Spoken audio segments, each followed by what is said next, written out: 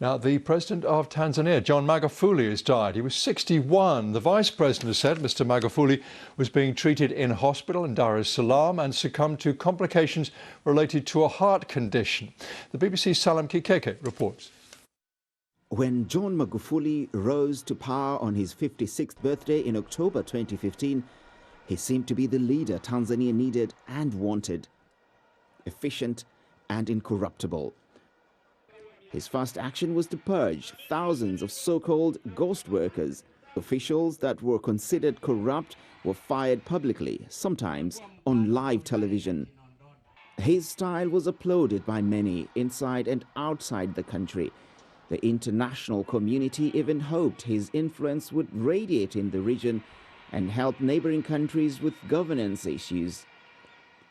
But the honeymoon period was short-lived, and Magufuli instantly attracted criticism when live broadcasts of parliamentary debates were banned in 2016. The opposition saw the changes he implemented as a threat to freedom of expression, and his government grew increasingly intolerant of any criticism. The truth is, I've never suppressed democracy. Since elected as president, I've actually been promoting it. Democracy must have limits. What we're doing is in accordance with our constitution and tradition. But it was his handling of the COVID-19 pandemic that became the most controversial, advising Tanzanians to dedicate themselves to prayer to defeat the virus. And without offering any scientific proof himself, he also warned Tanzanians to beware of the vaccine. This directly challenged the WHO's efforts to build vaccine trust in the country. There are some Tanzanians who recently traveled abroad in search of coronavirus vaccines.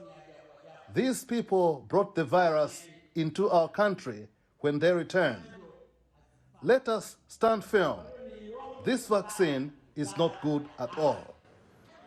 But after the death of Zanzibar's first vice president, and as the country faced an important increase in the number of deaths, John Magufuli finally seemed to accept the importance of face covering and social distancing. In October 2020, he won a second term in office, controversially so. The opposition cried foul as he won with a landslide 84% of the vote. Despite the promising start to his presidency, Mr. Magufuli leaves behind a Tanzania very different from the one he took over in 2015. Some would say a very divided one.